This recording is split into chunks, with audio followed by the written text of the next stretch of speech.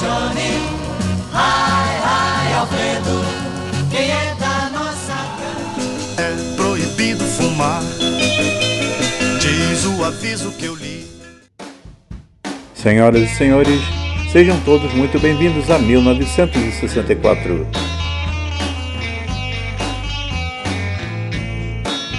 1964 foi um ano que, apesar dos desafios políticos que se avizinhavam, guardava memórias nostálgicas e felizes para muitos brasileiros.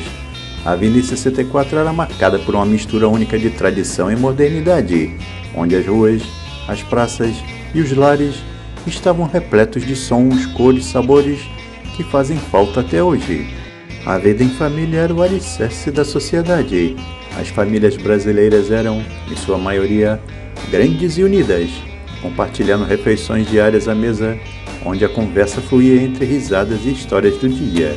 A figura materna era central, cuidando da casa com esmero, enquanto os pais trabalhavam para sustentar o lar. As crianças e adolescentes tinham uma rotina escolar que misturava estudos e brincadeiras, e não faltavam atividades ao ar livre.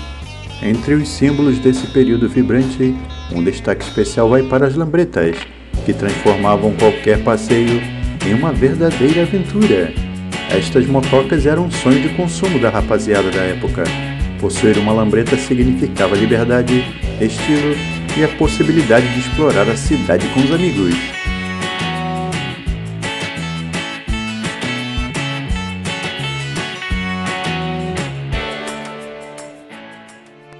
Nossa máquina do tempo cruzou décadas, enfrentou turbulências e fez uma arriscada viagem até o ano de 1964. Foi no último instante, quase no momento derradeiro, e quando o país estava à beira da guerra civil, quase entrando no caos, alguma coisa aconteceu. Era impossível continuar suportando tantos desmandos, tanta incompetência, tamanha anarquia. E o clamor de vozes conscientes encontrou eco em soluções inadiáveis.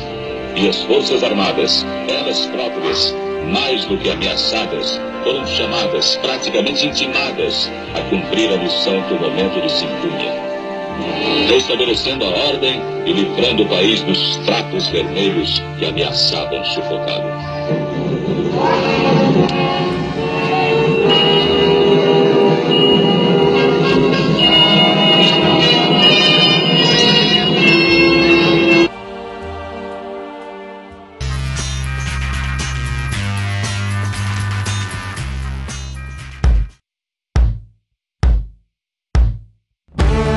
O ano de 1964 foi um dos mais decisivos e turbulentos na história do Brasil, marcado pelo contragolpe militar que deu início a 2 décadas de regime.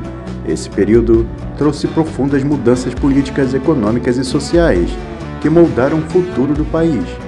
Ao olhar para 1964, é impossível não sentir o peso dos eventos que definiram o rumo da nação. As manifestações nas ruas eram frequentes. Em março, a Marcha da Família com Deus pela Liberdade, realizada em São Paulo, reuniu milhões de pessoas que protestavam contra o governo de Goulart, acusando-o de levar o país ao comunismo. Madrugada de 31 de março para 1º de abril, os militares, com o apoio de segmentos da sociedade, depuseram João Goulart. A ação foi rápida e praticamente sem resistência. O presidente fugiu para o Uruguai e o Brasil passou a ser governado por uma junta militar, marcando o início do regime militar. Enquanto o Brasil vivia suas convulsões internas, 1964 também foi um ano importante em escala global. A Guerra Fria continuava a dividir o mundo em blocos ideológicos. Nos Estados Unidos, a luta pelos direitos civis alcançou um ponto crucial, com a aprovação do Civil Rights Act, que proibia a discriminação racial em locais públicos e no emprego. A imagem de Martin Luther King fazendo seu icônico discurso "Eu tenho um sonho" no ano anterior ainda reverberava em 64, inspirando movimentos por igualdade e justiça em todo o mundo, inclusive no Brasil, onde as tensões raciais e sociais também eram palpáveis. Em outubro, Leonid Brezhnev tornou-se o líder da União Soviética, substituindo Nikita Khrushchev. esse foi um sinal de mudança na política soviética que influenciaria as relações internacionais nos anos seguintes. Falando na cultura, em 64, a bossa nova ecoava nos bares e clubes das grandes cidades, trazendo uma sensação de modernidade e sofisticação. A música era uma forma de expressão e de escape, refletindo tanto as esperanças quanto as frustrações da sociedade. Mudando agora um pouco de assunto, vamos falar das bicicletas, que eram um dos principais meios de transporte da época. Nesse ano, a Monarch lançava a linha Brasiliana 64, que era um modelo de série especial em homenagem aos construtores e à construção de Brasília, no Distrito Federal. Na verdade, era a mesma bicicleta do ano anterior, porém ganhando uma nova nomenclatura. E agora, que tal conhecermos os sucessos que mais tocaram nas rádios no ano de 1964? Vejamos!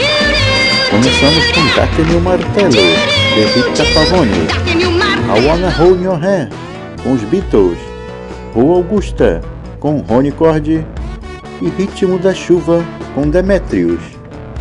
Além do golpe, 1964 ficou marcado por outros grandes acontecimentos, como por exemplo, o lançamento do filme 007 contra Goldfinger, da invasão dos Beatles aos Estados Unidos, da eleição da primeira Miss Guanabara Negra e do disco É Proibido Fumar, do rei Roberto Carlos.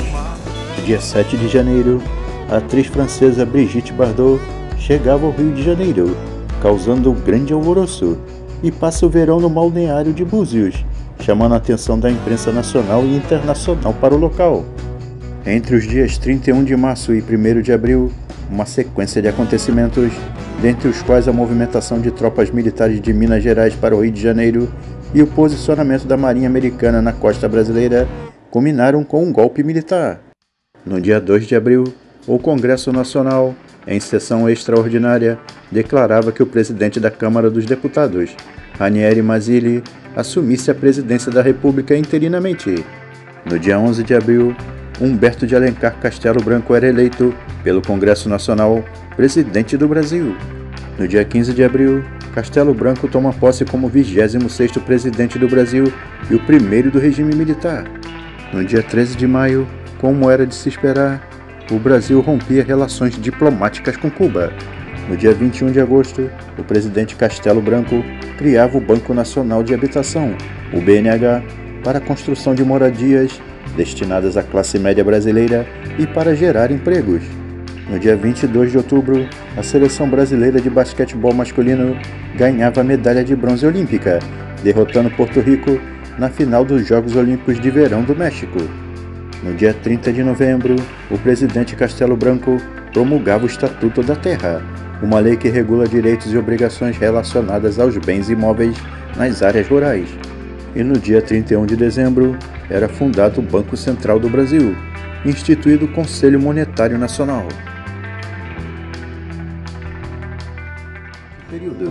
Há exatos 60 anos, numa final em 2 jogos, o Fluminense batia o time do Bangu e conquistava de forma brilhante o título carioca de 64, esperado há 5 temporadas. Falando agora sobre os automóveis, na Willys, o seu modelo de luxo, o Aero Willys, foi desenvolvida uma grande modificação no ano de 64 para a linha de 65. Um expressivo crescimento na parte traseira que aumentou ainda mais a capacidade do porta-malas e ainda garantiu maior harmonia em suas linhas. Mas quem já liderava o mercado de automóveis naquele ano era o Volkswagen Sedan 1200, popularmente conhecido como Fusca. Nesse ano, o Besouro cresceu 26% de suas vendas em relação ao ano de 1963, fechando o ano com 51.755 unidades produzidas. Vamos agora ao ranking de vendas dos carros mais vendidos no ano de 1964 no Brasil. Em 10º lugar, a simpática perua DKV V-Mag V-Maguete, com 5.789 unidades produzidas. Em 9º lugar, a picape Chevrolet 3000, com 6.624 unidades. Em 8º, o DKV V-Mag Belka, com 6.916 unidades. Em 7º, o Jeep Willys, com 10.730 unidades. Em 6º lugar, o Simca Xambó, com 10.888 unidades produzidas. Em quinto, Renault Dauphine ou Gordini, com 10.932 unidades. Em quarto, a Volkswagen Kombi, com 12.378 unidades. Em terceiro lugar, a Willys Rural, com 14.899 unidades. Em segundo, o Aristocrata Aero Iris, com 15.107 unidades. Em primeiríssimo lugar, sempre ele, o Volkswagen Fusca, com 51.755 unidades produzidas. Gostaríamos de agradecer aos gentis amigos por terem assistido até aqui nosso vídeo. Lembrando, não se esqueça de curtir e compartilhar. Caso o amigo ainda não tenha se inscrito no nosso canal, se inscreva. E até o próximo vídeo, pessoal.